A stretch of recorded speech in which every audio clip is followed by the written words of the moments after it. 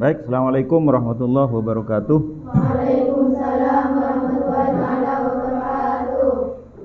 Silakan berdoa dulu. Bismillahirrahmanirrahim. Raditu billahi rabba wa bil islami dina wa bi Muhammadin sallallahu alaihi wasallam nabiyya wa rasula. Rabbi zidni ilma warzuqni fahma. Rabbi ishrah li sadri wa yassir li amri wahlul 'uqdatam min lisani yafqahu qawli. Amin. Alhamdulillah kita bisa bersilaturahim, berjumpa dalam rangka edukasi gizi dengan tema kita yaitu mencintai lingkungan sekitar. Secara spiritual, kebersihan itu termasuk dari apa? Iman. Kebersihan itu termasuk dari iman berdasar hadis sahih. Intinya apa? Bersih tidaknya kita itulah manifestasi iman kita. Itulah indikasi kualitas iman kita. Kita cinta bersih, berperilaku bersih, bersikap bersih, berarti itulah iman kita. Sebaliknya, jika kita acuh tak acuh, sampah berserakan, kita tidak merasa bersalah, itu juga adalah indikasi iman kita seperti apa. Pernahkah kita berpikir kira-kira kondisi lingkungan kita itu, siapa kira-kira yang mengalami dampak dari kondisi lingkungan kita di sekitar kita? Yang paling merasakan dampaknya siapa kira-kira? Kita yang ada di sekitar kita, maka kitalah yang paling terdampak dari lingkungan itu. Kira-kira jika kotor, sampah di mana-mana, dampaknya apa kepada kita? Mudah sakit ya. Karena di sampah itu merupakan tempat bersarangnya penyakit. Kita sudah diajari untuk sering basuh tangan ya, terutama ketika mau menjamah makanan. Terutama itu ada 3 sebetulnya yang harus kita basuh tangan dengan sabun itu. Nah, terkait lingkungan ini, mari saya ajak kalian untuk berpikir. Apa kira-kira yang terjadi di sekitar kita? Jika bersih, kira-kira enak enggak? Enak. Padahal daerah kita, sekitar kita itulah yang akan kita nikmati. Kita belajar di lingkungan kita. Kalau di sekolah ini ya, kita bermain di halaman. Ya, berkarya di sekitar kita. Maka kita bagaimana harus berpikir tentang lingkungan sekitar kita. Maka mari kita mencintai lingkungan sekitar kita. Karena apa? Pentingnya mencintai lingkungan sekitar, dampaknya kepada kita sendiri. Baik, kita akan bersimulasi tentang apa yang akan kita lakukan di sekitar kita ini. Kita sadari sekarang, sekolah ini, madrasah ini, anggap rumah kedua kita. Kita berada di sekolah paling tidak kalau di MTS ini sampai duhur nanti kan ya. Maka bagaimana kita agar bahasa Maduranya itu makle pernah sekolahan, kelas halaman sekolah. De rumah makle pernah kira. Harus bersih. Mulailah dari hal kecil. Tidak usah berpikir orang lain, tapi apa yang bisa kita lakukan sendiri. Cuk itu Ustaz. Cuk laili Ustaz. Semua, bukan saya. Kira-kira kalau ditegur bersih, bukan saya. Iya kan? Iya. Kira-kira langkah yang paling bagus ketika ada sampah? Diri kita, peran kita itu apa sebetulnya? Jangan pedulikan siapa itu yang mengotori. Yang penting Allah muji kita. Ini atas izin Allah kan terjadi ini? Iya. Nah, kita diuji nih. Ini yang melihat kira-kira acuh tak acuh enggak? Maka tidak perlu mikir orang lain, peran apa yang bisa kita lakukan. Karena tidak ada hasil besar itu tanpa peran yang kecil. Kecil, ini berperan, ini ngambil peran, berkontribusi semuanya. Satu kelas berkontribusi begitu, kira-kira masih adakah sampah berserakan? Enggak ada. Ini satu kelas, kalau 3 kelas, kira-kira masih perlukah piket? Nggak perlu. Piket itu karena sudah solusi akhir, nggak ada yang peduli. Akhirnya dipaksa melalui piket. Sekolah yang bagus itu tanpa piket tapi bersih. Ini ada piket tapi siapa itu? Kita. Mulai sadar kan ya? Maka mari kita ngambil peran sendiri-sendiri. Oke. Saya kasih, ini saya siapkan secukupnya saja ya. Minta tolong Iza yang bagikan. Ya, satu-satu. Enggak, per orang satu. Secukupnya saja. Nah, itu nanti ada 3 poin yang harus diisi. Saya beri waktu hanya sekitar 10 menit saja, saya kira sudah selesai itu ya. Sambil lalu saya jelaskan nama juga ya.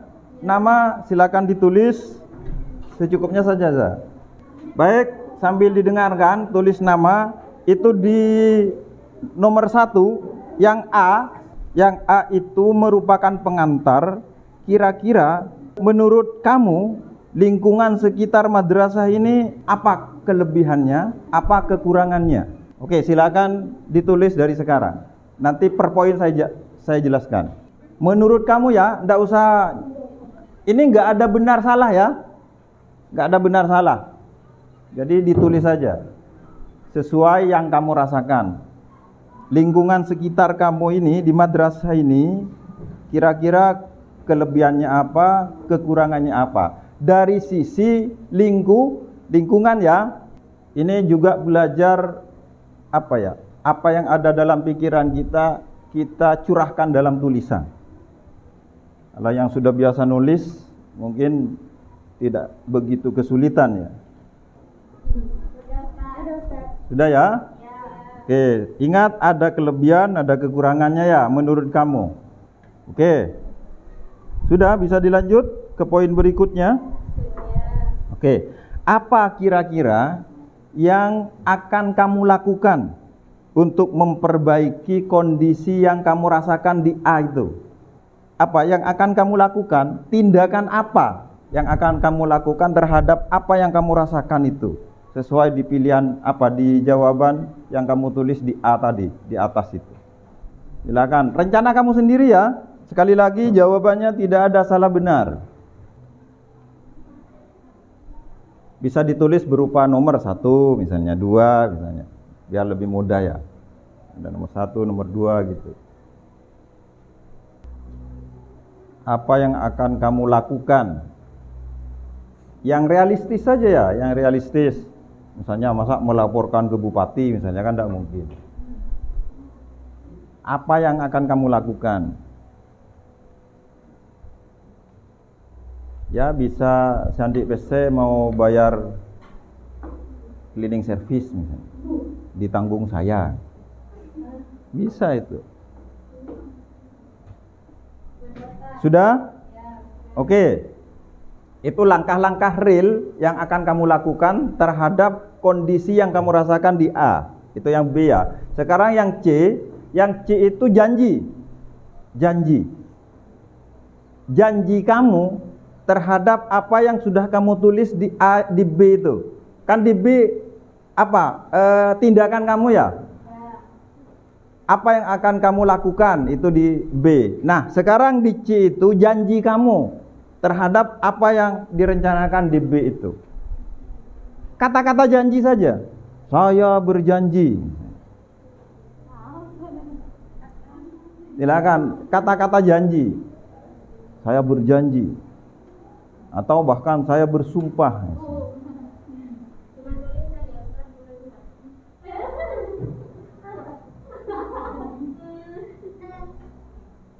Sekali lagi yang mendasari surat itu adalah yang kamu rasakan, terus apa yang akan kamu lakukan. Sudah? Oke, yang sudah bisa dikumpulkan ke depan biar gerak ya. Kumpulkan sendiri aja ke depan. Biar bergerak. Karena gerak fisik termasuk kesehatan kan ya? Itu biar tak tojuk melolong. Siapa yang duduk dari sejak 7:30 tadi, enggak gerak sama sekali? Maka sekarang kesempatan, maju ke depan, setor. Setor sendiri-sendiri. Yang sudah, silakan ditaruh di meja. Saya tidak akan baca sekarang. Dan mungkin nanti sebetulnya ini kalau dilakukan di awal tahun, metode seperti ini, itu di akhir tahun dievaluasi. Ingat janji kamu di awal tahun? Nah, itu biasanya begitu. Sudah dilakukan enggak misalnya? Itu namanya surat untuk diri sendiri, disimpan di akhir tahun, diingatkan. Nah, ini ingat janjinya sudah dilakukan enggak selama setahun gitu. Silakan. Diantar sendiri biar bergerak. Silakan.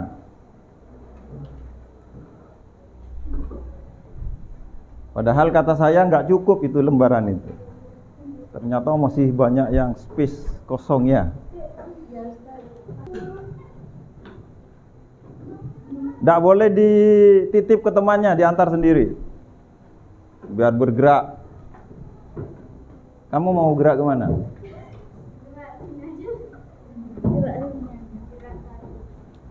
Oke, sambil lalu kita refleksi kegiatan ini. Sekarang refleksi kegiatan, kira-kira dari yang melaksanakan tugas ini, apa yang ada di pikiran terus dituangkan dalam tulisan, kesulitannya apa? Siapa yang bisa kasih pendapat? Ketika kamu ada pikiran begini terus menuangkan ke tulisan, kesulitannya apa? Silakan. Apa? Mikir melaksanakannya sehingga sulit untuk menulis. Oke, yang berikutnya, maksud saya ngerti ya? Apa yang ada di pikiran kamu tuangkan ke tulisan, ada kesulitan enggak? Apa kira-kira kesulitan? Satu aja, angkat tangan yang mau menyampaikan. Yang kamu rasakan tadi itu apa kira-kira? Kan baru dilakukan ya? Apa kira-kira? Atau pikirannya mendek, nggak jalan, sehingga apa yang mau ditulis kalau nggak jalan? Apa gitu? Hah? Tell me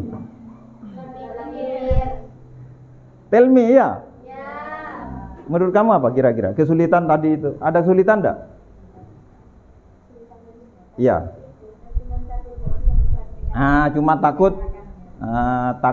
Kalau pikiran ada ya, mau begini, idealnya begini ya. Idealnya begini. Ada enggak yang nulis ideal kemudian dikurangi? Enggak. Oh, idealnya awalnya di awal gini, nomor yang B ini ternyata di bawah ada janji. Oh, enggak, saya kurangi aja. Ada enggak? Iya.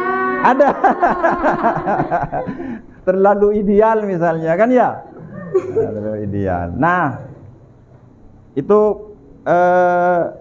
memang seyogyanya tugas ini, metode pembelajaran yang seperti ini adalah dilakukan di awal tahun. Bisa untuk santri baru misalnya di Matsama. Jadi nanti di akhir tahun diingatkan, kamu janji gini loh. Kamu sendiri kan yang nulis, dilakukan enggak? Dievaluasi. Enggak dilakukan Ustaz, tinggal ini. Oke, janji lagi sekarang. Kenapa?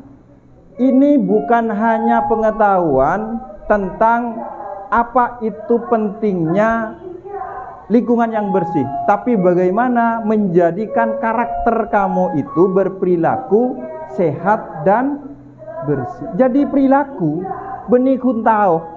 Kenapa? Ilmu itu tidak cukup hanya diketahui. Gimana katanya? Ilmu itu jika tidak diamalkan seperti pohon yang tidak berbuah. Kira-kira apa kira-kira pohon yang tidak berbuah misalnya? Kan pao tak buah. Apa kira-kira? Tidak hanya nyelak itu. Nah, itu. Maka ilmu itu secara kognitif enggak cukup hanya tahu kalau tidak dijadikan perilaku. Maka mari kita terus apa yang kita ketahui kita amalkan, jadikan perilaku kita. Mindset kita jadikan perilaku kita. Oke, begitu ya. Saya kira sekian saja, banyak refleksi yang bisa kita lakukan pada kesempatan ini. Semoga kita senantiasa diberikan kekuatan oleh Allah untuk melaksanakan apa yang kita inginkan, apa yang kita cita-citakan, dan selalu diberikan kekuatan untuk itu. Karena la haula wala quwata illa billah. Siapa yang punya kekuatan? Allah. Kita enggak punya kekuatan. Maka minta kepada Allah, zat yang maha memiliki kekuatan. Cukup sekian, kurang lebihnya saya mohon maaf. Wassalamualaikum warahmatullahi wabarakatuh. Waalaikumsalam warahmatullahi wabarakatuh. Doa.